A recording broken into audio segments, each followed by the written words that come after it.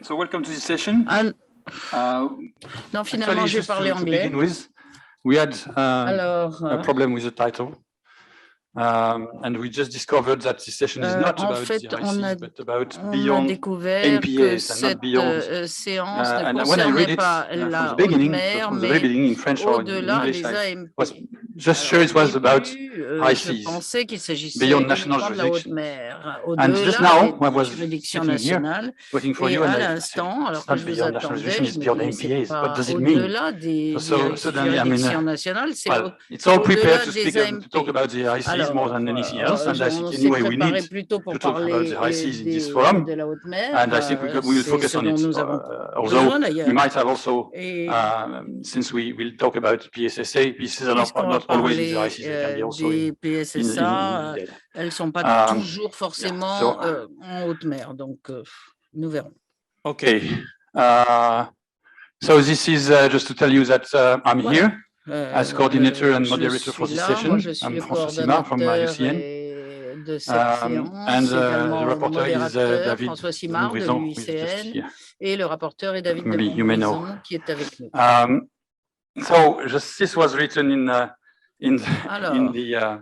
in the document online, and nobody told me that it was not about sex. Dans le so document en clearly I wrote ligne, this, et personne m'a dit que c'était for me it was clearly about ABNJ, so moi j'avais créé tout ça en pensant qu'on parlerait des aires au-delà des juridictions nationales et des well, we can aires talk de about other things, but au-delà de la juridiction nationale. Mais enfin, ça sera quand même intéressant de se centrer sur ce sujet. Nous devions avoir deux études de cas. The first one by Montassar Ben Salem will not happen. La première, celle de Montassar Ben Salem, Salem, ne sera pas présentée. So we'll try to tell you something about the régime juridique des aires marines protégées en Méditerranée, au-delà des juridictions nationales, parce que lui aussi, il avait aussi lu ça comme ça, manifestement. Et les organisateurs avaient aussi lu ça comme ça, puisqu'ils avaient mis cette présentation dans cette session. Et puis, donc, on aura ça la présentation, par contre, sur les PSSA, par Andrew Birchenhough de l'OMI, de l'Organisation maritime internationale. Voilà. Donc, on va essayer vraiment dans cette session de faire très très rapidement les présentations pour avoir vraiment tout le temps pour discuter. Pour une raison simple aussi, c'est que en lisant la roadmap, les recommandations, etc., on s'est rendu compte qu'il n'y avait rien sur la haute mer pour le moment. Il n'y a pas de recommandation écrite sur la haute mer, donc ça va être un peu le travail de ce groupe d'écrire une recommandation claire sur la haute mer. Alors moi, ce que je vais vous proposer un petit peu comme introduction, c'est dire vraiment mes trois mots. Il faut citer les négociations en cours en ce moment à New York, mais juste trois mots pour le présenter. Après, j'ai un schéma sur les zones marines, zones maritimes en Méditerranée qui peut nous aider à discuter. Et puis, on rentrera dans le sujet avec aussi la présentation sur les PSSA, sur les statuts des AMP dans les zones au-delà des juridictions nationales.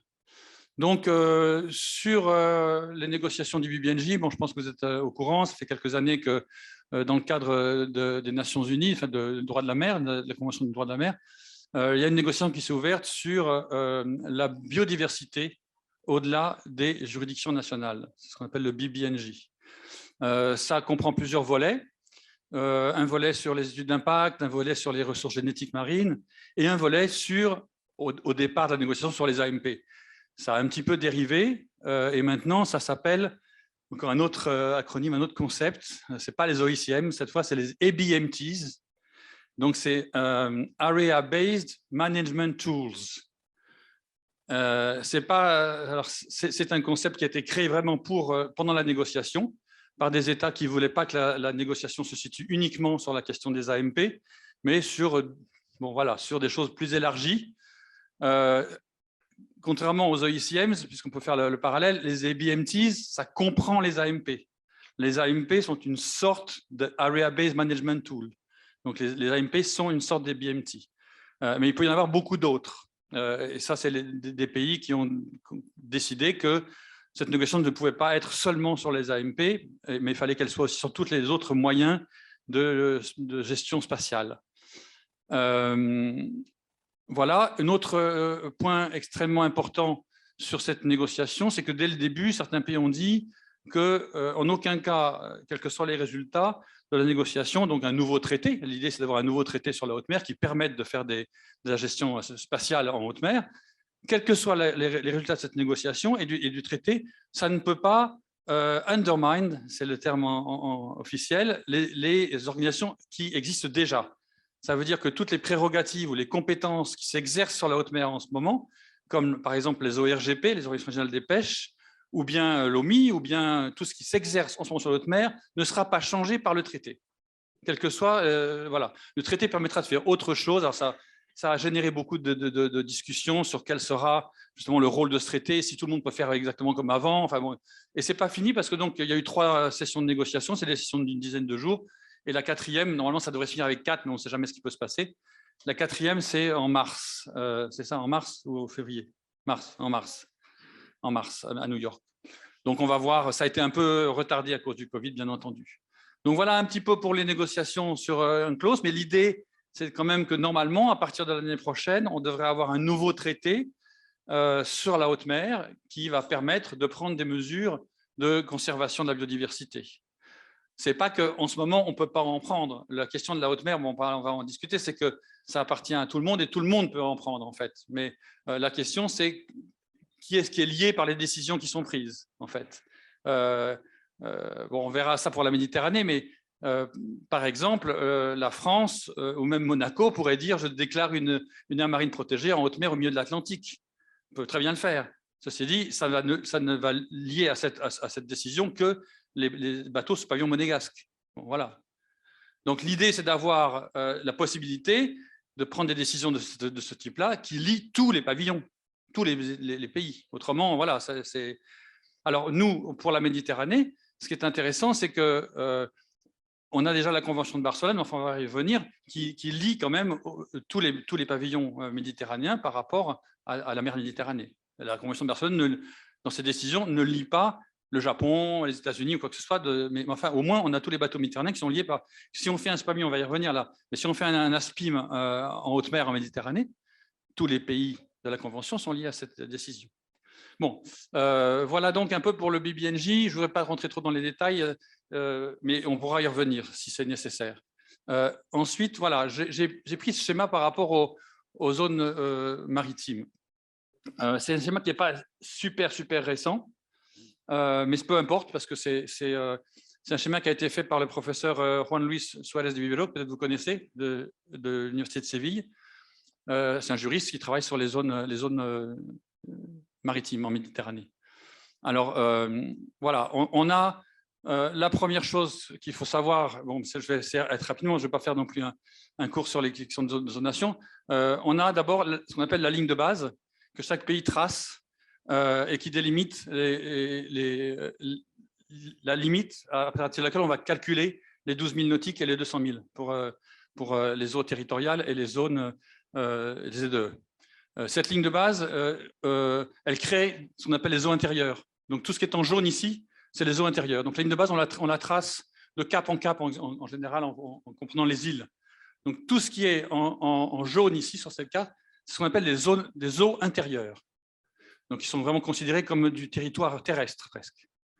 À cela s'ajoutent les baies, comment ils s'appellent ça, les baies historiques. Voilà, les baies historiques. Donc il y en a 2 grandes, celle-là en Italie et celle-là en Libye, qui permettent de dire que cette baie est considérée aussi comme les eaux intérieures. Et donc la ligne de base, elle est là. Et c'est à partir de cette ligne de base qu'on va calculer les eaux territoriales, qui sont 12 000, le petite ligne en bleu clair là, et la ZDE, qui est celle-là. Alors les eaux territoriales, elles sont toujours de 12 000. Classiquement, le pays déclare ça, enfin c'est pas un souci, sauf la Grèce qui a décidé de déclarer une zone des eaux territoriales de 6 000 seulement. Donc là, on a des eaux territoriales très limitées autour de la Grèce et de la Turquie, de 6 000 seulement. Ensuite, les pays déclarent leurs ZDE. La ZDE n'est pas quelque chose d'automatique que les pays reçoivent, ils doivent le déclarer. Donc ils peuvent faire plein de choses, ils peuvent soit ne pas la déclarer, comme la Grèce, la Turquie n'ont pas déclaré de ZDE du tout. Donc là, le rouge, c'est la haute mer. Voilà. Donc on est en haute mer, de facto, ici, par exemple, dans tout ce qui est rouge. Parce que la Grèce n'a pas déclaré sa ZDE. Alors que, ce qu'il faut savoir, c'est bien évident pour tout le monde, je pense, il n'y a pas de zone en Méditerranée à plus de 200 000 d'une côte.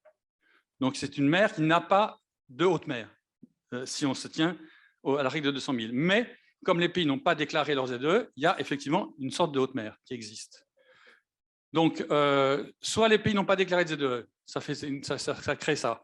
Soit les pays ont déclaré les ZEE partiels, c'est-à-dire que ceci, Fishing Zone ou Ecological Protection Zone, sont des déclarations partielles de ZEE. C'est-à-dire que la France ou l'Italie ont décidé de ne pas faire une ZEE classique où ils s'octroient tous les droits d'une ZEE, mais une partielle. Donc, l'Italie a décidé tout ce qui est du domaine de la protection, je prends la juridiction, mais pas pour le reste, etc. Donc, ça crée quelque chose de particulier. Et puis après, il y a quand même quelques-uns qui ont fait des ZEE. Voilà, vous voyez, c'est quand même relativement limité. C'est le Maroc, ici, a déclaré sa ZEE. Ici, ça doit être la Croatie. Voilà. Et puis, ici, l'Égypte et Chypre. Donc, on a des ZEE classiques. Donc, on a une sorte de patchwork absolument insensé qui fait que dès qu'on sort un petit peu des eaux côtières, on se trouve dans une situation juridique particulière à chaque fois. Sachant en plus, le dernier point qu'il faut comprendre aussi, c'est que les pays ont deux choses. Ils ont la ZEE et ils ont le plateau continental. Donc, le plateau continental, c'est l'extension du territoire sur le fond de la mer. Et ça, les pays ont un plateau continental de 200 000, quoi qu'il advienne, quoi qu'ils fassent. Donc, ils n'ont pas besoin de faire de déclaration. Donc, ce qui veut dire que tout le fond de la Méditerranée est considéré sous le régime du plateau continental. C'est-à-dire que tout le fond de la Méditerranée, le fond et le tréfond, comme ils disent, le sous-sol, appartient toujours à un État de la Méditerranée. Mais les délimitations n'ont pas été faites dans beaucoup d'endroits. Donc, si on pointe ici, pardon, ici, je me mets ici, ça appartiendra à quelqu'un, mais je ne sais pas si c'est l'Italie, l'Espagne, la France ou l'Algérie, si on parle du fond. Voilà. Ça rajoute une couche de complexité différente. Même ici, en plein milieu de cette haute mer, le fond appartient à la Grèce ou à la Libye. Donc voilà la complexité un petit peu de la Méditerranée. Je crois que c'était à peu près tout ce que je voulais faire comme introduction. Après, ça, c'était pour vous dire donc j'ai choisi deux objectifs, et ça on va y revenir, qui me paraissaient un peu bon, avoir à voir avec la haute mer, mais par contre, il n'y a aucune recommandation claire qui en parle. Et puis, voilà, bon, ça c'était, je vais revenir là-dessus. Donc, ma troisième, je vais laisser cette slide parce que je trouve qu'elle est jolie. En plus, c'est assez artistique.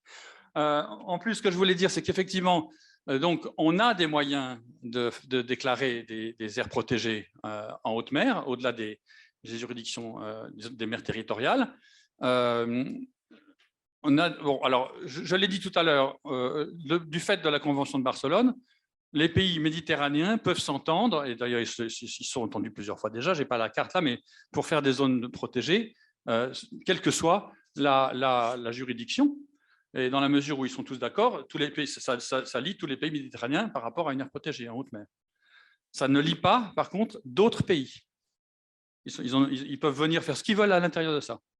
Donc, si on fait un ASPIM ici, et que le Japon décide de venir faire pêcher le thon, pêcher le thon, c'est encore un problème particulier parce qu'ils sont liés à l'ICAT. Mais enfin, bon, faire quelque chose ici, alors qu'il y a un ASPIM, on ne pourra rien leur dire parce qu'ils ne sont pas liés aux accords de la Convention de Barcelone. Alors, ça, c'est pour les ASPIM. Après, bon, les PSSA, on va en parler. Les PSSA, donc, c'est pour la navigation maritime. Mais là, on aura donc Andy qui doit être en ligne. Je pense qu'il est en ligne.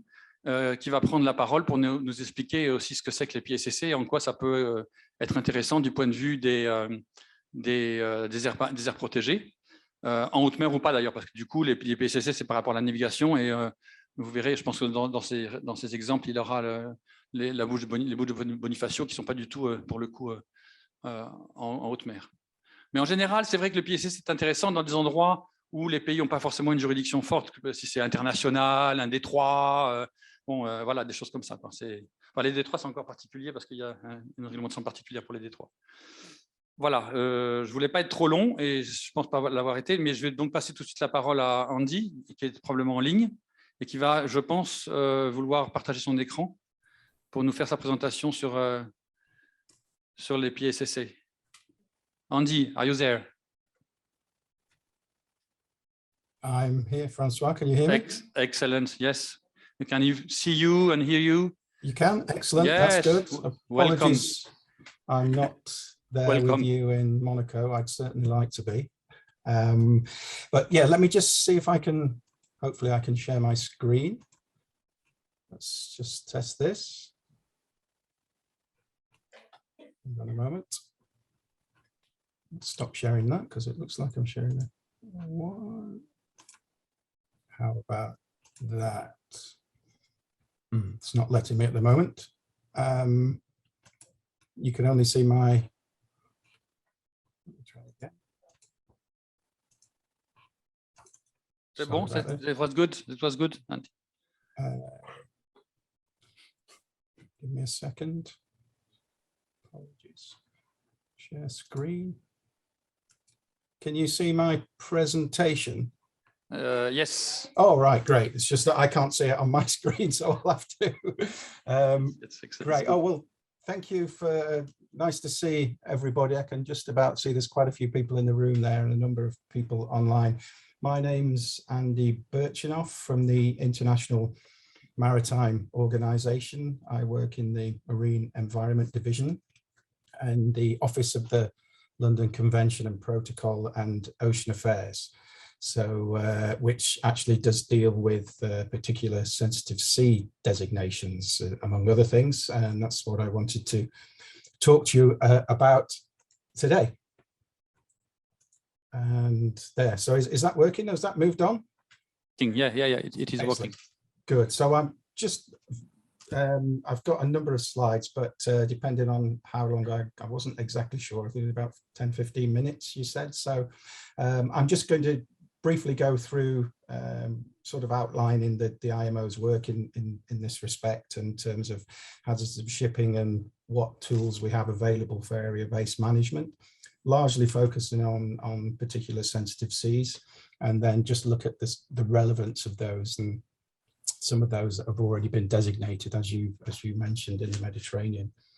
So a little bit of background for those who don't know, the IMO is the UN specialized agency responsible for shipping, 175 member states, and our mandate covers a wide range of issues to prevent control pollution caused by ships, and also to mitigate any damage, any effects that may occur as a result of maritime operations and also accidents. And so to do that, we develop global regulations, adopt treaties and guidelines at the intergovernmental level. I think everyone will know this, so I won't take too much time on this, but just this slide just identifies some of the environmental risks from shipping, which can include operational discharges, accidental or intentional pollution incidents, or physical damage to habitats and marine organisms, such as ship strikes and anchor grounding damage. Ship strikes will be particularly relevant to the Mediterranean, as we'll hear a little bit later. So in regards to those type of incidents and activities, we have a number of conventions where IMO adopts international conventions such as MARPOL, SOLAS, Safety of Life at Sea. We have Ballast Water Management Convention. We have various guidelines such as biofouling guidelines, and we can also adopt area-based management tools such as special areas and emission control areas. Those are designated under MARPOL, and also particular sensitive sea areas. These are listed again here, special areas which are to do with the discharges under MARPOL, so that might be oil, garbage, sewage, those type of things, and emission control areas to do generally with sulfur oxide or nitrous oxides in certain areas, and particular sensitive sea areas. But one of the routes we actually, our teeth, as it were, in regards to these special or these area-based management tools is to do with the measures that we can employ as the IMO to affect international shipping.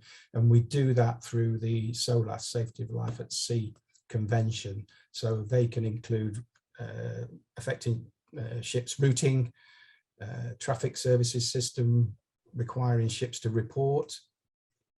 This is just a very sort of high-level overview of a map distribution of some particular sensitive sea areas and also MARPOL special protection areas.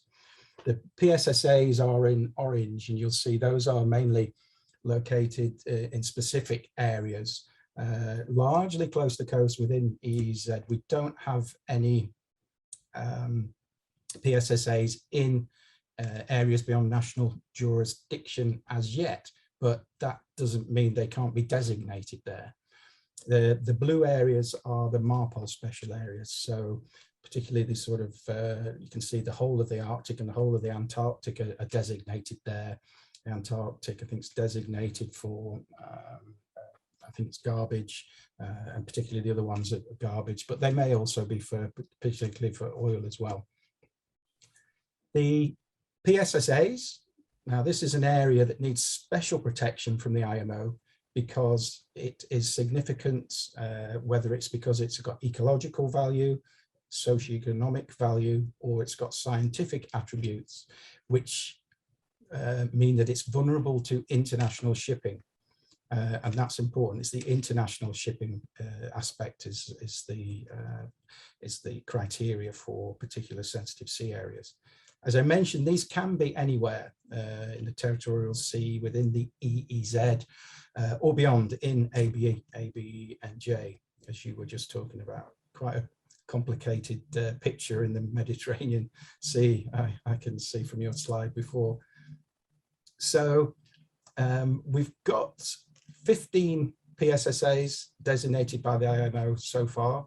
If you look on our website, you'll probably see 17, but 2 of those are actually extensions to the Great Barrier Reef PSSA.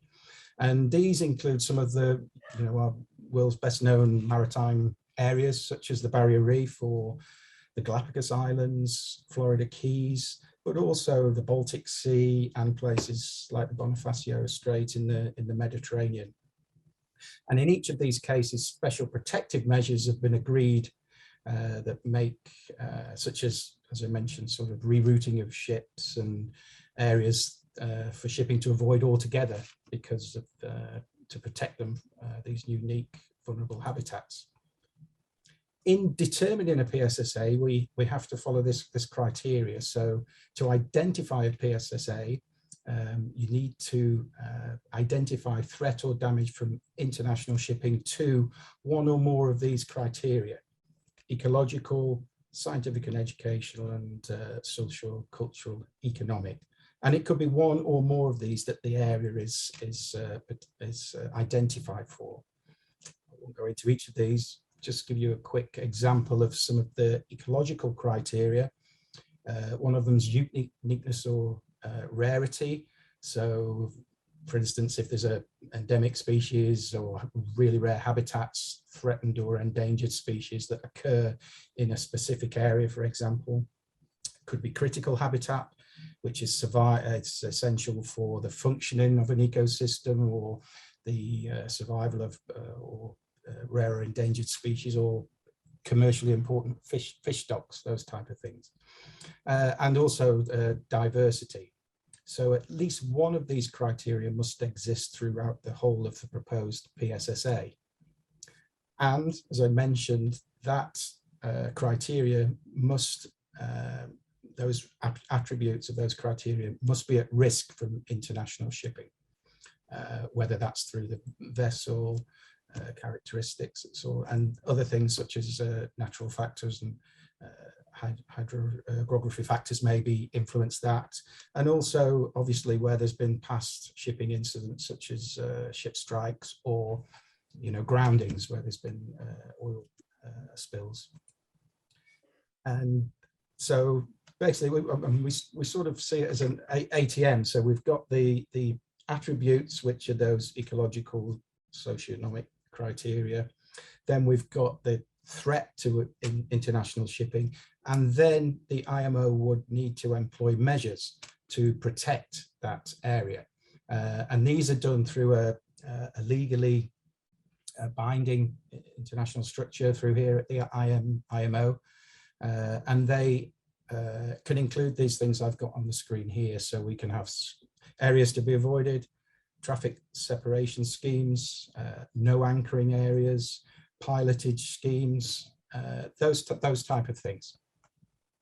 And as I say, those are the things that really give the PSSA the teeth. So the IMO is the only international organization that can regulate international shipping.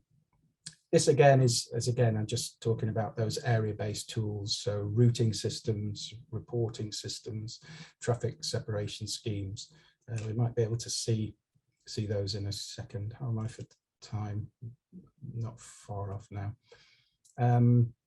At the time of designation of a PSSA, and one of these measures, what we call an APM, an associative protected measure, must be either adopted or previously adopted. So you can't establish a PSSA unless you have one or more of these measures.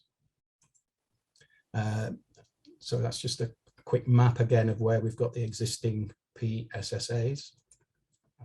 There's a list of them there. I won't go into that, but if we're sharing the slides after this, those are all available. They're also available on our website with information on each one.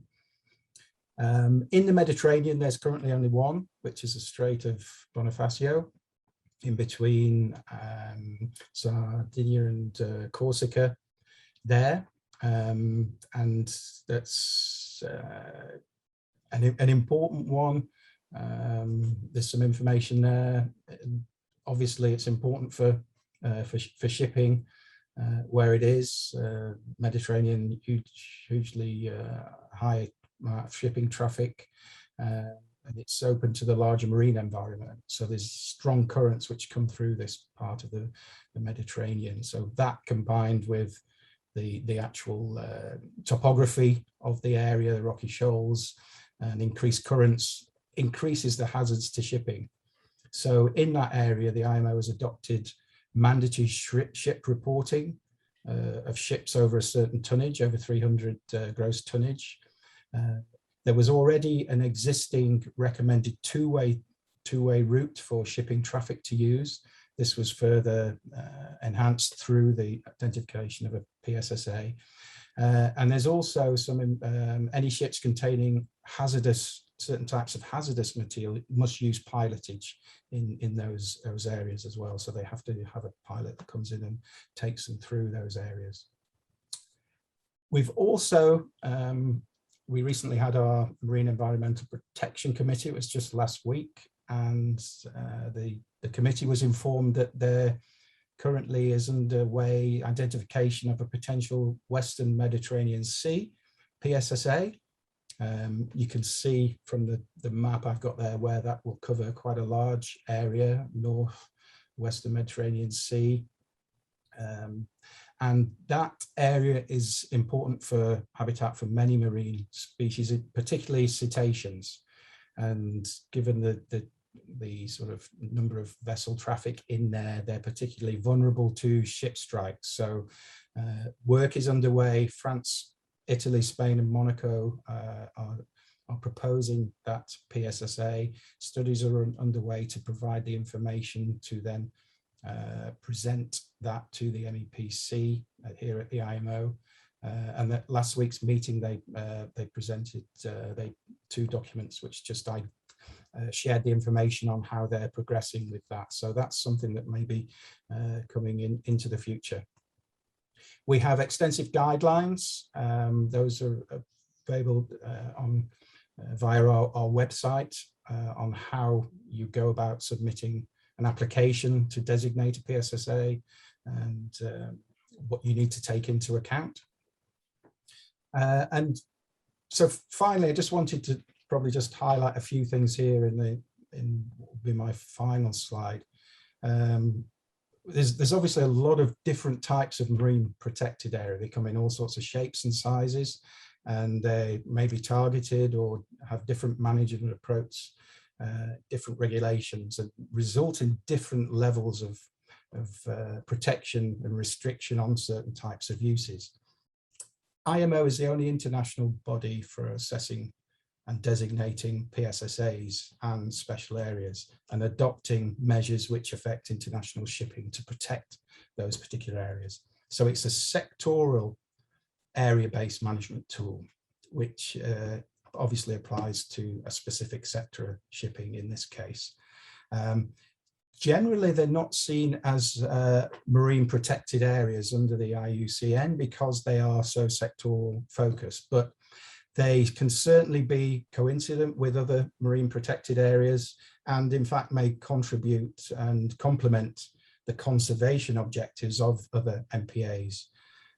States cannot usually impose restrictions to navigation without the IMO's involvement. So that's why they're very relevant and very important in this case, and particularly in the Mediterranean. I've put some information which will link through to our website, which you can go and look at afterwards. And with that, that's the end of my presentation for now. I hope that was understandable from your end, doing it via the link from London here, but thank you. Thank you very much, Andy. Thanks a lot. It was extremely clear and focused on what we wanted to know. Thanks a lot. So what I can propose from now on, we still have almost 1 hour, so enough time for a good discussion.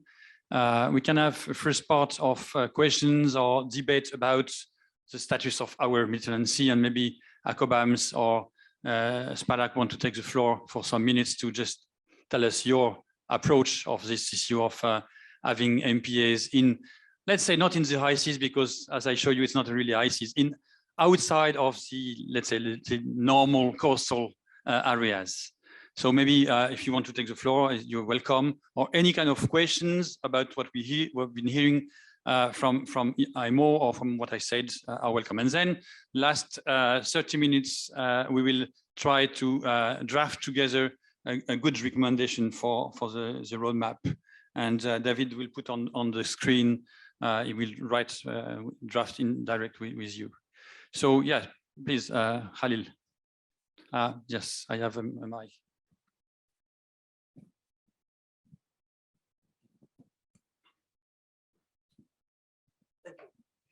Thank you. It's a very interesting subject and very up to date, since OECMs will be very important solutions to complement the MPAs target 3030. So we are very interested in all the updates.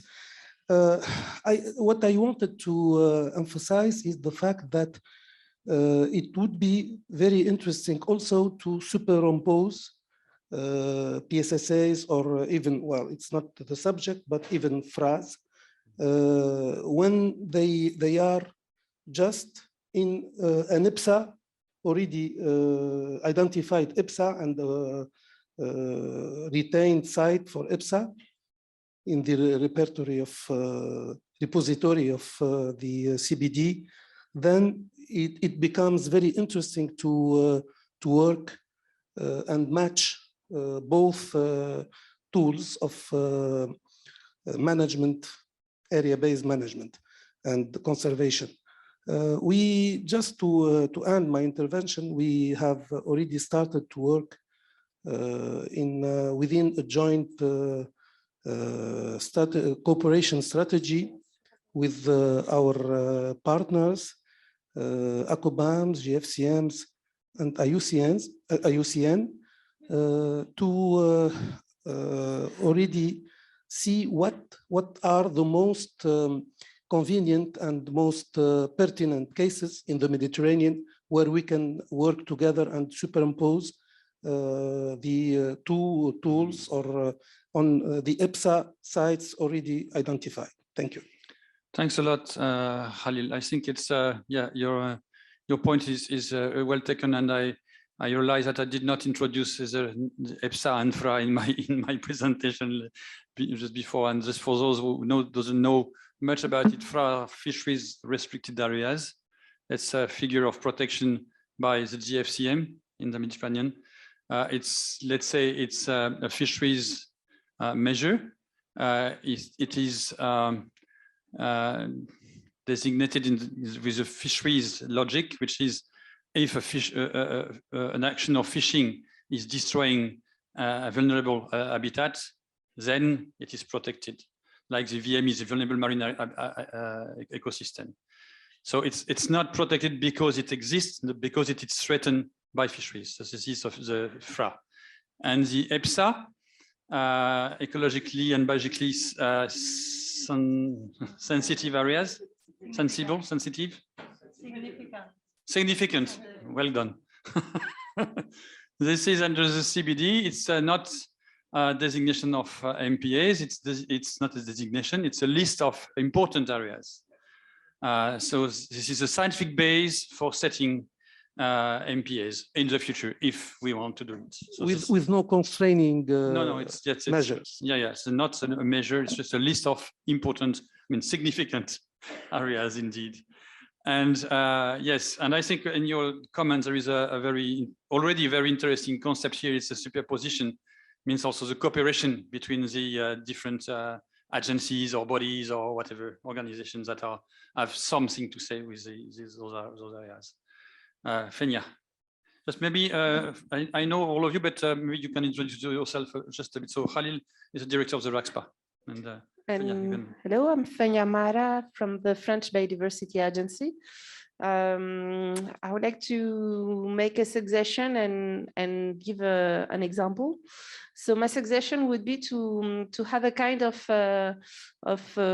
integrated analysis of issues and the existing mapping important areas that exist, taking into consideration the EPSAs, taking into consideration the EMAs that are already producing some results, let's say from science to policy, and this is my example.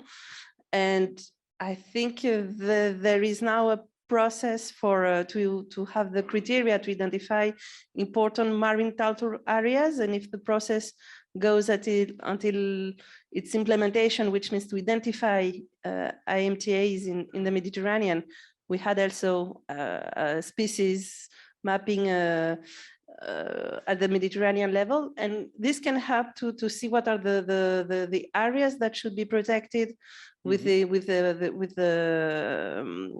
good tool for that, so with the good governance. And so my example is about the EMAs, the important marine mammal areas that helped. So it's a process that was launched here in the Mediterranean during Impact 3, the third International Marine Protected Areas Congress in Marseille in 2013. And now it's an international process in several regional seas, etc. And the first workshop was done in the Mediterranean Sea in 2016. And there have been a certain number of EMAs that are recognized scientifically. It's a scientific process. And this scientific work really helped to move forward with an initiative to implement a PSSA in the northwestern Mediterranean Sea. And in Marseille, again, in the World Conservation Congress of IUCN last September, we had a side event gathering representatives of the transboundary countries, Monaco here, Italy, Spain, and France, to discuss about this PSSA. And with a great area that is covering almost the email, which goes to the Pelago Sanctuary until the Cetacean Corridor in Spain. So this is great, and I think it's useful to use all the existing tools and important areas to have this integrated analysis, because then it helps to move forward from science to policy and to a greater protection or a greater management in the Mediterranean Sea, including ABNJ. Thank you, Fenia. Good point. Is there any from ACOBAMS or later? You can just now, or you can have. Thank you very much. No, it's a good opportunity, and thank you to Andrew for showing us how this process and procedures for submitting a PSSA proposal. ACOBAMS has been working for several years now in terms of managing and assessing the impact of maritime traffic, and the evident impact is of course ship strikes on big cetaceans, and we have been organizing workshops together with the International Whaling Commission, and there has been conclusions and a mandate to parties to assess and to see how to mitigate those interactions. And we know that the Mediterranean Sea, things are getting, maritime traffic is increasing, and the size of commercial shipping and cruise fleets are also increasing. So also the same way their speed, and these result in higher numbers of ship collisions with cetaceans. So ACOBAMS, and in particular our conservation plan, points to that. And we are also drafting conservation management plans for whales to take stock of this important issue. So we are very welcoming this proposal by 4 of the ACOBAMS countries in terms of supporting a proposal to IMO, which results also from a resolution 7.12, I guess, ACOBAMS resolution, which resulted from these long-term discussions. So we can also, what we need to do is to work together to make that proposal a reality, so Excellent. that we can have in the future an effective and an OECM actually tool, because that's what it is, a PSSA. So we're looking forward to that. Thank you. Okay, I see there is a number of questions and comments, but I have also a question from online, and I wanted to ask this to Andrew. It says, many thanks, Andrew, for your nice presentation concerning the Bonifacio Straits, and I think concerning the PSSAs. Is the pilotage obligatory or just recommended? So just a question on PSSA. So Andrew, if you want to answer this question. I can answer that. Francois, yes, the actual pilotage is recommended. I think I'll just clarify that in a second, but I think the actual pilotage is a recommended pilotage, whereas there are mandatory measures within that PSSA, which I think are the traffic routing system. Sorry, my video is not on. There we go. Okay. The traffic routing system, and also the reporting is mandatory. So those are obligatory in there, but the pilotage is a recommended measure within that PSSA. Okay, and this is for the Bonifacio Strait, but in case of larger PSSA, such as the one we are talking about, all the northwest Med, it will be also recommended to having pilotage in such big area, or it depends on? I think that really depends on the evidence presented and the application. These obviously are come to the IMO, and they need to be agreed with all the member states. But the groundwork that those countries that we mentioned are doing is setting the scene for that. So I think it depends on what they are proposing when it does come through to the IMO and the Marine Environmental Protection Committee. But generally, I think a lot of if it's traffic sort of rerouting or traffic separation schemes are mandatory. That's what we usually find. Okay, thank you.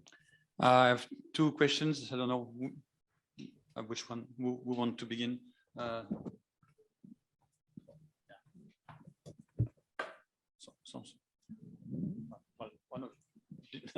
Thank you. Okay, thank you. Thank you very much for this very interesting presentation. And this project that we discovered, the PSSA for the Northwest Mediterranean, Western Mediterranean Basin. But from the Mediterranean ecosystem point of view, that raises a big question. We're gonna have a PSSA in the Northwest Western Basin. What about the Southern Western Basin? I think it cannot be ignored. It means that we're going to have regulations for shipping in the north of the Western Basin, but nothing in the south. Really, well, I don't know what happens between countries within the IMO, but I think really this is a question that, well, should be raised just from the ecosystem, Mediterranean ecosystem point of view. When you know the hydrology of the Western Basin, the currents coming from Gibraltar Strait, and again along the North African countries, then while coming back through the Tyrrhenian Sea, etc. You cannot, that is very political, I understand, but I think we should really raise the ecosystem-based management approach. We're talking about here an area-based management tools. No, absolutely, I agree. And indeed, even from a Cette perspective, Alboran Sea is also a very, very important place anyway. So, well, but it's very political. Yes, please. Good afternoon. My name is Pepa Bengual from the Spanish National Park Network, and I have a question and a comment. A question to Mr. Birchenhough concerning the PSSAs. The question is, you have talked about certain management rules which have to be adopted in these PSSAs, which some of them are mandatory, some of them are not. Is there any rule inside the IMOs which forces the adoption of some kind of something similar to what we consider a management plan for these kind of areas? And the comment is in relation with this big PSSA, which is going to be, or at least proposed in the northwestern of the Mediterranean, and yeah, it's related to what I think can be a dangerous point, which we have highlighted also in the previous session we had, is that we should be very careful in the definition of a minimum common denominator of what is going to be an OECM and what is not going to be an OECM, because if not,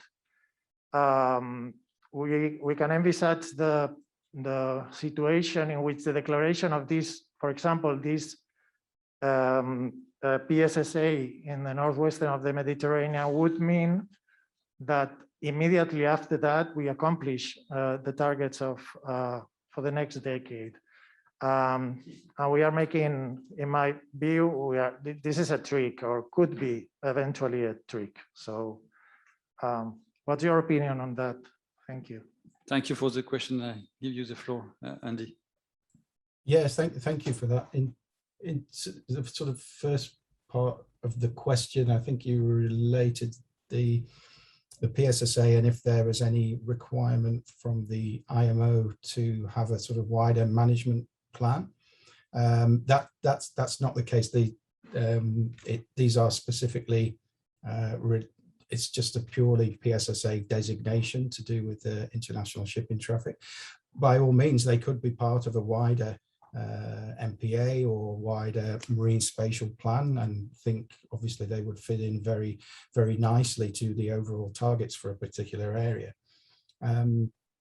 There was also the question in relation to the area that is being proposed by the 4 countries in terms of the northwestern Mediterranean, and as not wanting to answer for those countries, but as far as I know from the information that they have presented through to the IMO, those areas have been specially selected, and I think they correspond with a number of important areas for marine mammals. I think there's a marine mammal protection working group, which is an IUCN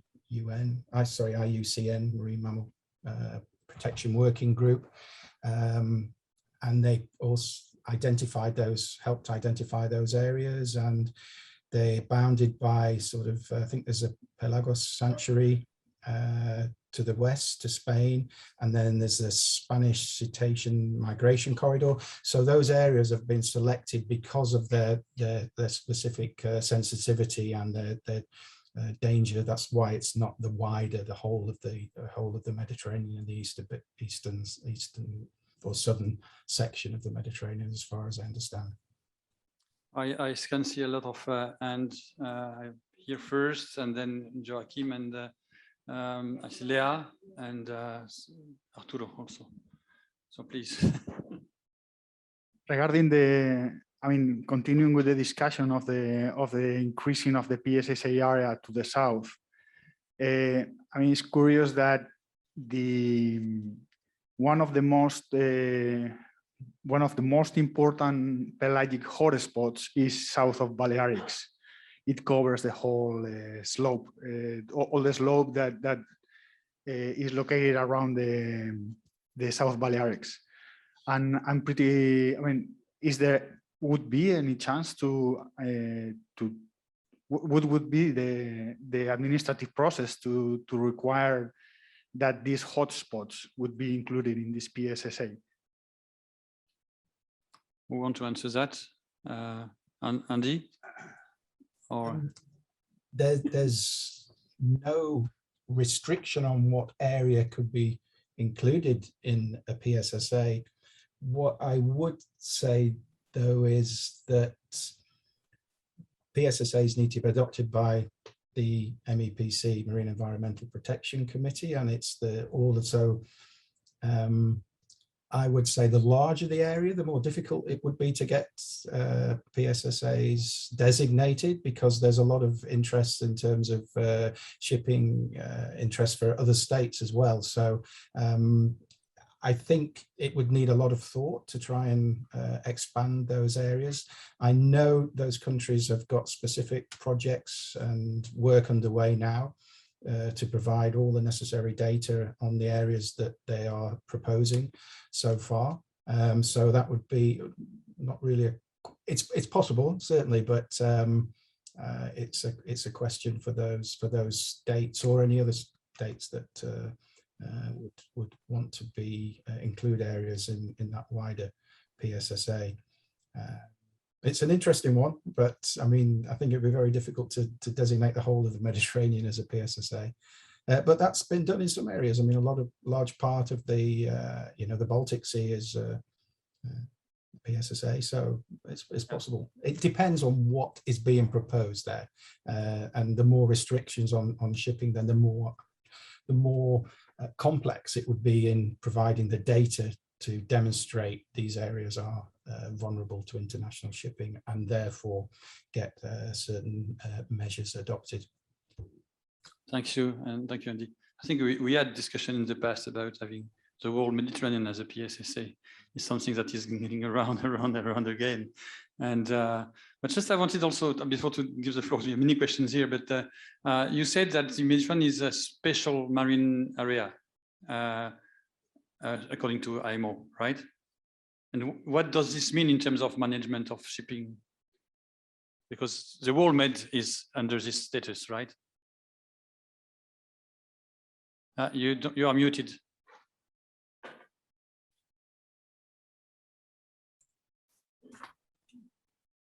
I'm just checking what is actually in terms of what it's for. No, I don't think it's an emission control area or a special area. Well, more stringent measures. So it's a special area, but there's no specific measures. I'm just checking. I think for garbage. For garbage. Annex 5, it's listed for garbage. For garbage and also oil. Oil, yeah. Yeah, they have more stringent measures in there, but that's sort of Mediterranean-wide for discharges of those particular substances. Okay, please, Joachim and Leah and Arturo, please. Yeah, I just want to so Joachim Claudet, National Center for Scientific Research and MedPan Scientific Committee. I wanted to bounce back on Pep's comment with another comment and saying that the IUCN definition of an MPA is not binding. So a lot of countries declare as an MPA things that don't comply at all with the IUCN definition of an MPA. Because, for example, for the IUCN definition of an MPA, the main objective needs to be the conservation of biodiversity. And with the global standard that has been issued 2 years ago, trawling is not compatible with marine conservation. Industrial activities is not compatible with marine conservation. And a lot of MPAs have trawling in the Med, in Europe, and elsewhere.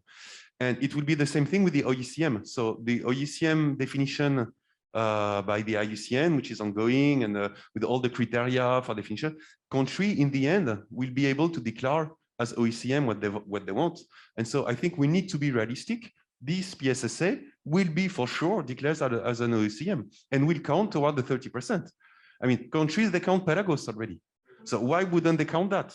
So I think this is not our, I would say, our fight. It's not a question of fight, but what we need, I think, is to ensure that we have established the things we think are good, because otherwise, if we are just, you should count that, you shouldn't count that, we will lose this fight for sure, because we are already overcounting things.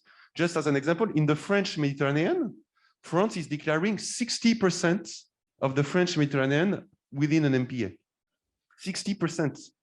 Yes, we are twice above the 30% in the French Mediterranean. And what are the benefits?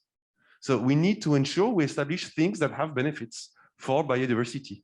And this PSSA will probably be very good for mammals, but that's it. And so we need the other stuff that can deliver benefit for biodiversity and for people. Thank you. So that's absolutely right. It's at the end of the day, IUCN is an advisor for the states, and the states are doing whatever they want. Well, they are binded to the CBD definition. It should be, but the CBD is countries, it's member states, so they do what they want. You're right. Leah, please. The microphone is.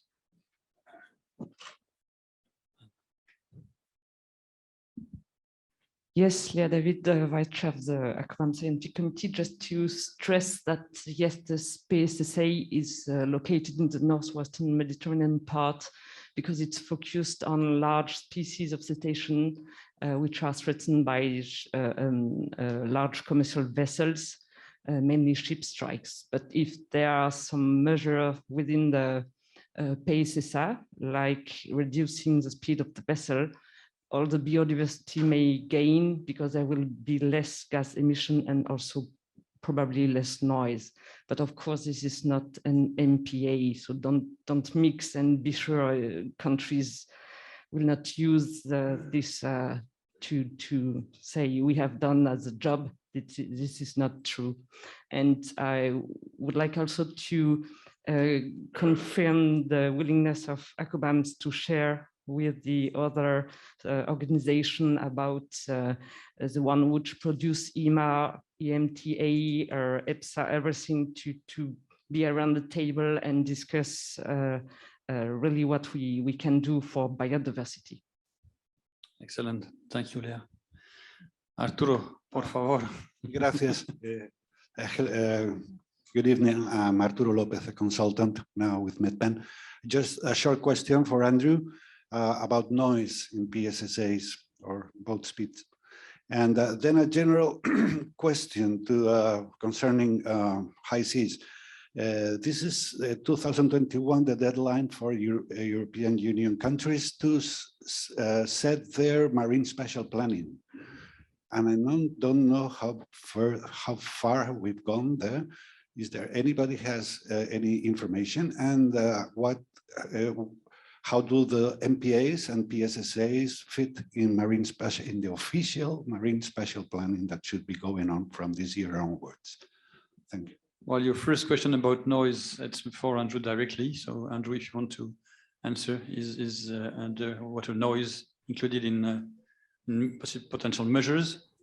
Yes, certainly it can be. And the IMO has adopted measures, although non-mandatory measures for noise. We have technical guidelines. They're called, get the name of them now, the guidelines on the reduction of underwater noise from commercial shipping to address adverse impacts to marine life. And those are generally focused on design matters for shipbuilders and ship operators.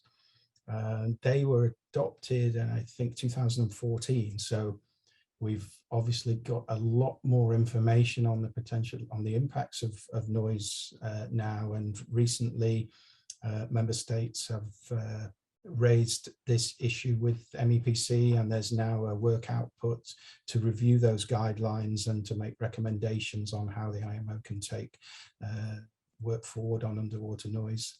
But they can certainly be something that could be included. Any measures from IMO could be adopted, but we haven't got any mandatory options at the moment for noise. We're just recommendations as it is. But I think into the future, possibly that IMO and the member states will be addressing that. Okay, thank you.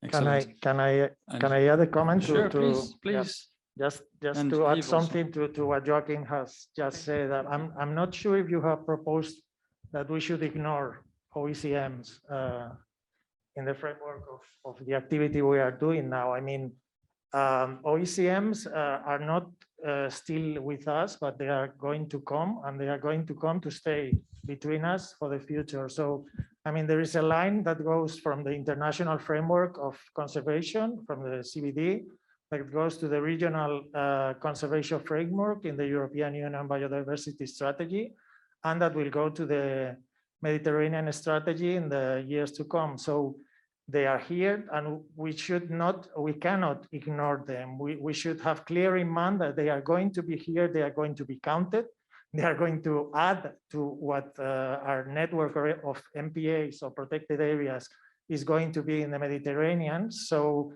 my warning is that we should look carefully at them and decide exactly what it is or what we should consider an OECM. So adding to the Mediterranean MPA network and what we shouldn't. Thanks. Well, I'll give you. Well, we have many people, but if you want to answer directly to this one, please, Joachim, and then Yves, and next to Yves. And thank you. No, and I was about to send you a paper in Nature where we say we need to use OECM. So I'm not at all against OECM. OECMs are a very great tool, can be a great tool in some context. What I was saying is that with OECM, and a lot won't add anything on biodiversity, because we know it has been the case with MPAs. It will happen also with OECM. Another thing that will happen with OECM in the Med and elsewhere is that a lot of OECM that will be declared will be things that are already existing. Okay, so a given fisheries management area will be declared as an OECM, or a given thing at sea that is already there will be declared as an OECM. So there will be no net value for biodiversity. So what I was saying is that we will have a lot of OECM that are good, and I think OECM are very good in places where you need to secure how people were governing the sea. So it is not managed by another group of people or a central state or something like that. In those cases, I think OECMs are great, but in others, they won't count. So we need to ensure that what is being established when we can accompany a given process really provide additional benefit for biodiversity. This was just my message. I'm not against OECM. I'm against nothing. I'm just pro things that matters for conservation. Good. Thanks, Jacques. It's clear. Yves, please. Yeah, no, just very short. Just wanted to answer to your question. Taking the hat now, the EU MSP platform. And well, I can assure you that all the MSP plans, at least for the European, Northern Mediterranean European countries, EU member countries, the MPA, OECM, any kind of area-based management tool is included in the plan, in the MSP plan. Yeah. Mm. Okay, thank you. In the Mediterranean, I'm talking about. Yes. In the Western Basin, more particularly. Yeah. Okay. Then next to Yves, and here, and Khalil. My name is Marco Falcetti. I'm technical coordinator of the Med for MBM project. I would like just to have a comment on what is emerging from this session. I agree that, of course, such large space or domains such as PSSA in the Western Mediterranean should not contribute to the target otherwise. But having said this, I think that we should look forward and see how this kind of measure could be important for a forum like us that we are biodiversity conservation, because we can, yeah, I mean, protecting areas cannot be the only solution. Can be really powerful. Now, I don't know if I'm making things. Now, this is for shipment. And we already said Western Mediterranean, Northwestern Mediterranean. What about the South? Because the stream of the current and so and so. Think about telecommunication cable underwater, oil and gas pipes. So how oil company, people who do these things, including removing cables to recover the material, very good. But I think that after a cable is there for 40 years, maybe removing should have some kind of, let's say, prescription to avoid the damage. So when these people will do their activity, there is, I don't know the word in English, something that has been before, like the shippers, they do something, you should do something as well. So adding up as a potential for conservation would be really important, looking forward as a precedent, as something that happened before, that large dynamics can be in a way managed. Thanks. I think your message is clear here, and it's very important also for us, is that beyond MPAs, conservation is a matter of everyone. And this is a very, very strong point. Everyone should look at conservation beyond MPAs. I think it's here. Yes, please. And then Khalil.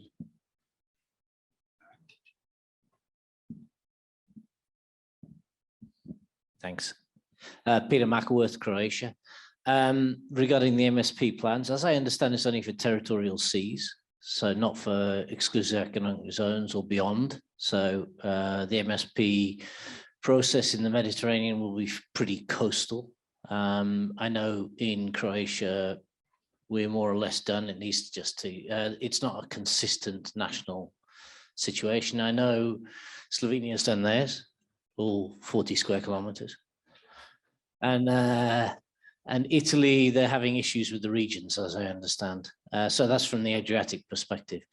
With regards to, whilst I've got the mic, I'll continue. With regards to OECMs and PSSAs, and yeah, there are risks, but even with the PSSA, it's going to have a biodiversity effect, even if it's on one group of animals, cetaceans.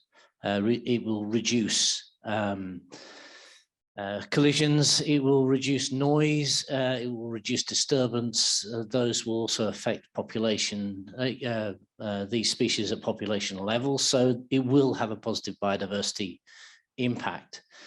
The question is whether one sector or one family of animals is considered to be worthy of an MPA or OECM status. That's a question that maybe should be raised, that maybe to get the OECM status, you need to have two sectors.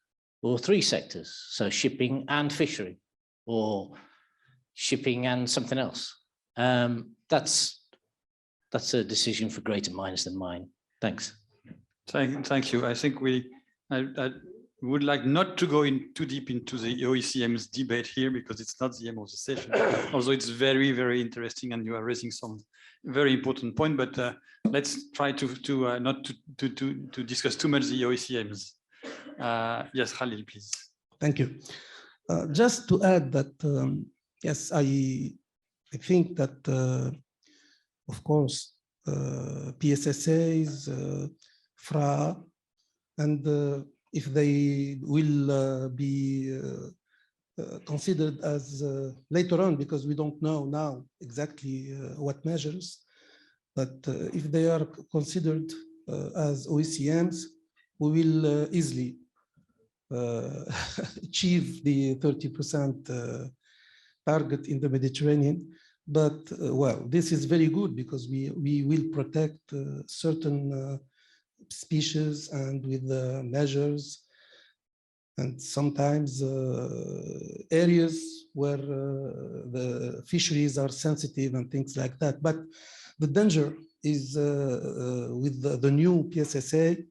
Already before the PSSA, the percentage of MPAs in the Mediterranean is more than 90% in the northwest of the Mediterranean. So this will exacerbate the situation prevailing now. This is the first observations.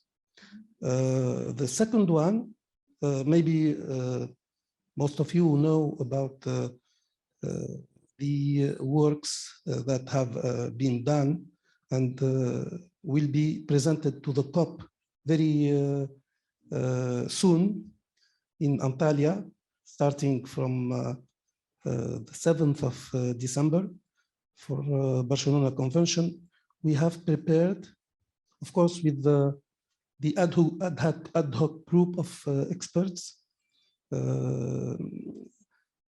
facilitated by SPARAC and involving all the stakeholders, the Mediterranean stakeholders and partners in this group of experts. We have prepared for the first time the criteria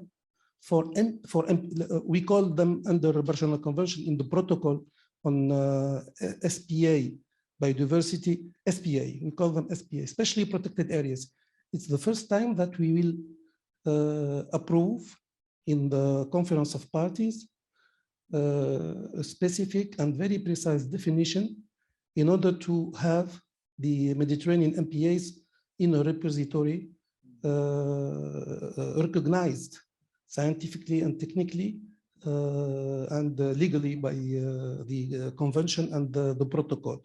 And then we will see the real percentage of MPAs. This is the first information. And we think that in order to, because the tendency now for the regional, the Mediterranean strategy on MPAs and OECMs that will be also approved and adopted in the 22nd COP didn't set, it's the same case at the global level. It didn't set a minimum a target for MPAs. It only set a 30% global overall target. So what is dangerous in my sense is to not improve the MPAs coverage and management and to work rather on OECMs in order to fulfill the commitments, and that's all. Thank you. Thank you. Now, very, very interesting discussion anyway. And personally, I think this OECM is a kind of a trap that was set up by the Nagoya negotiation, and now we are in this, it's really complicated. Anyway, yes, the discussion also, I had this discussion also with Joachim, is that better to have 30% of MPA which are managed, let's say so-so, and or do we want to have less with a very strong protection and very clear deliverables on so it's or do we want to have 100% of the sea managed sustainably? also. This is another question. We want both. We want to have all of this. Yes, Yves. And then we close this debate and we'll go to the drafting for the last 10 minutes. No, I just wanted to say is, regarding that discussion is that, well, it's like in a project, we can focus on the just the outcomes, the outputs at the end of the well, in 2030 to have these 30%. But in the same time, you can look also at the process and the dynamic, which is at stake now. And with a PSSA like that, we're in a large area between several countries for the first time, even if it is one group of species, or in that case, cetaceans, I think it's very interesting to see that the countries, well, start to really talk at the regional level. Well, first about these emblematic, very emblematic species, but then maybe if they will get used to talk together about the protection of biodiversity, well, maybe they're going to be interested in the future to knowing each other, to other species and other ecosystems in these regional basin. Mm. Oh, absolutely. I mean, again, we are here with the aid of cooperation between all the actors. Okay, please, yes. Sure. I'll just add something which I think it follows from what has been said. We are struggling to say, okay, what we cover, when and where, sectoral fisheries, shipping, group of species, cetaceans, what else is there to protect in the Mediterranean, the northern part, the southern part.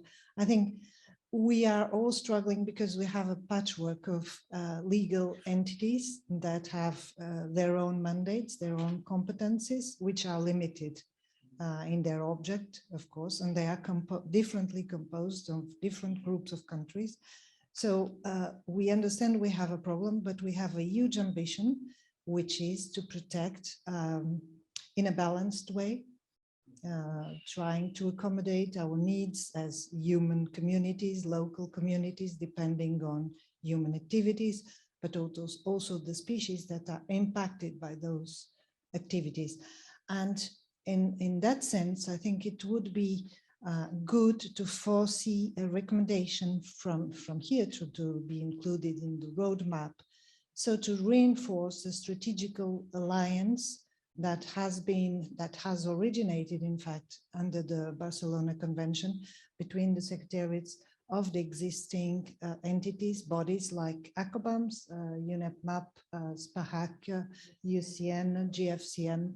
And I think it's by reinforcing that, which can constitute actually an informal setup of entities that can openly and frankly share their experiences and their mandates and the developments and the things that they are achieving, which can help tailoring appropriate measures. So to measures is very binding. So I would avoid measures and I would prefer using actions to achieve to what we need to achieve, which is to protect what needs to be protected.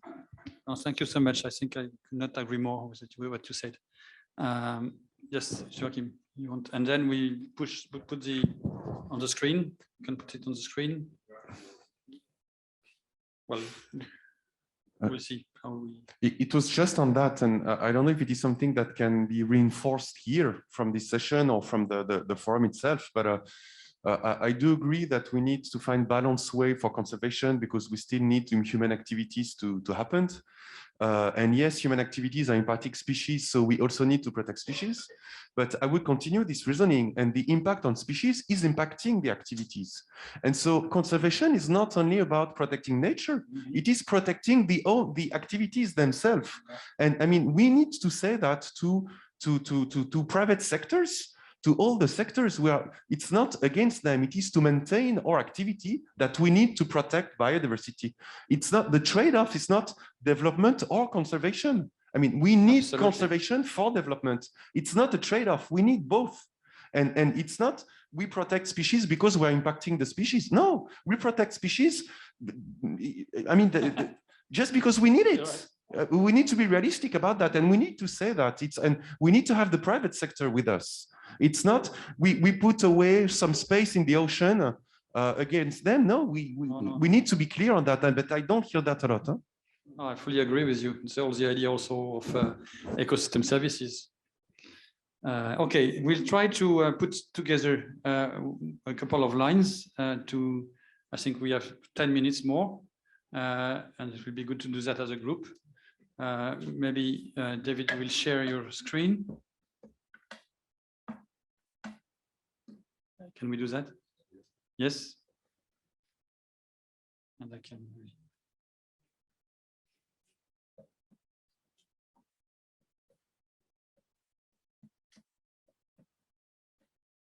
Okay. So, well, this is what I told you. There is nothing at the moment in the recommendations that clearly address this idea of conservation beyond MPAs, including ABNJ and including PSSAs. I think it will be good we have just a couple of minutes left, or 5 minutes, but to write down something along the line of course, of cooperation, of taking all opportunities to work together as strong partnership. I don't know how you want to draft this, David. You can just, I think you have a lot of notes. Or, yeah, maybe. If you have some ideas to how you can. I think you have an experience, very experimented. He's a very experimented reporter, and but yes. I'm trying to foster multi-sectorial approaches to biodiversity conservation in ABNJ. Foster, yeah, not forester, but yeah, that's okay. Yes, foster multi-sectorial approaches to biodiversity conservation. To biodiversity conservation in ABNJ. In ABNJ or beyond MPAs. Or beyond MPAs. Well, yeah. You can use this beyond MPAs, which is interesting. Well, yeah, because PSSAs, the bonifacial rate is not a matter of BBNJ at all, of ABNJ. It's just in the, but it's beyond MPAs. We are not talking about MPAs. In ABNJ, including in ABNJ and PSSAs, which is the title of the.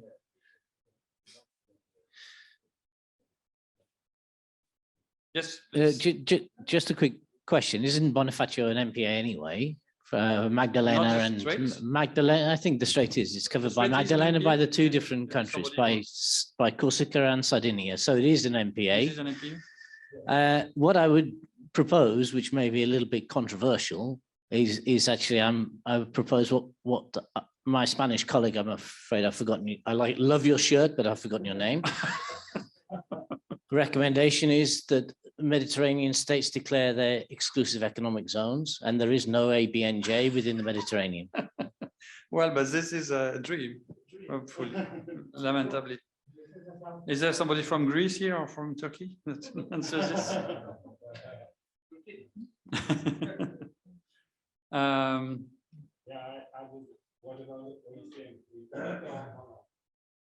No, well, no, because well, we can, if you want, we can.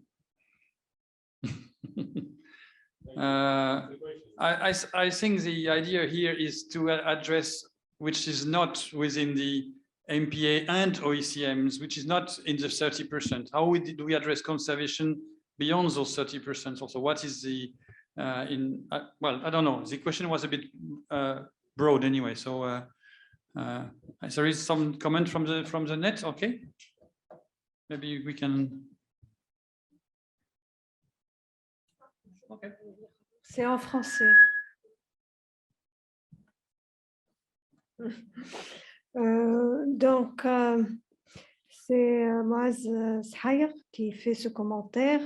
Réfléchir à lancer un fonds d'appui logistique et technique pour accompagner la mise en œuvre réelle et concrète des actions de gestion, conservation et développement durable, surtout pour les pays à ressources dédiées à la gestion des AMP assez limitées. Oui, je pense que ça c'est déjà dans MedFund en fait, hein. C'est un peu ce que MedFund prétend faire. Hein? Oui, un autre, donc c'est peut-être pas la peine. Non, déjà, oui. Je peux revenir? Bien sûr. C'est juste pour revenir à la suggestion que j'ai faite tout à l'heure, si on pourrait inclure reinforce the strategical alliance. Reinforce strategical alliance. Concerning management and conservation measures for the Mediterranean environment between existing organizations. I think we have already something quite strong here. Even it's can be fostered through reinforcement. But I think it should be separated because it's a different. It's too. They will draft that anyway. Okay. So those are the ideas, and they will take it anyway. Or an action. Well, reinforce is not an action. Is something is a really reinforce. You can say to boost or to improve, or to activate or something. You can change the verb. No, but boost. I like reinforce. It's or boost or boost the strategic alliance because it exists already. Yeah, it has been management. Concerning. J'ai Arturo et il faudrait le micro parce que les gens en ligne ne peuvent pas entendre autrement. Thank you. These are special measures, the PSSA, FRAS, OECMs. Perhaps we should just mention as sectoral, some kind of sectoral measures, particularly in the high seas. Transportation, yes. Sectorial tools, sectoral special tools. Okay. Sectorial and spatial. Sectoral special tools like PSSA, FRA. OECMs, I won't put it here. But, I was wondering if under the aegis of the Barcelona Convention, sometime we could have a Mediterranean marine spatial planning overall, not only the territorial waters. It's a good idea. Yves? Yeah, I would just suggest concerning management and conservation measure between countries and existing organizations in order to include also the possible alliances at the sub-regional level, like the PSSA, for example. It changed a lot. So your idea is between organizations. Yeah, but in that case, countries, well, should be somewhere. Countries are members of the organizations. Organizations are not.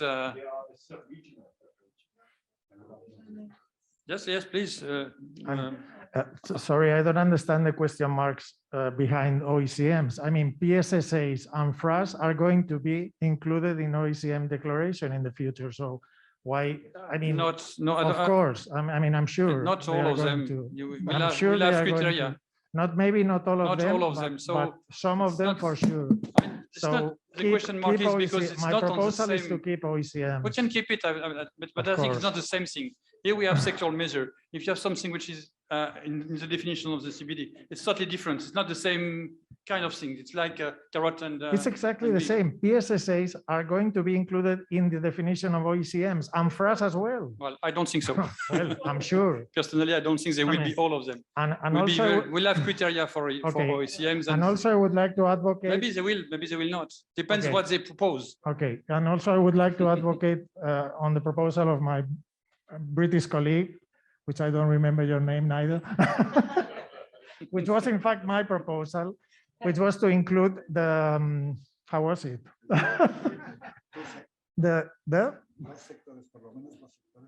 No, it was not that. It was to, yes, to propose the declaration of the EECs in the Mediterranean countries, because this will leave the Mediterranean without areas beyond national jurisdiction, which is, of course, we can.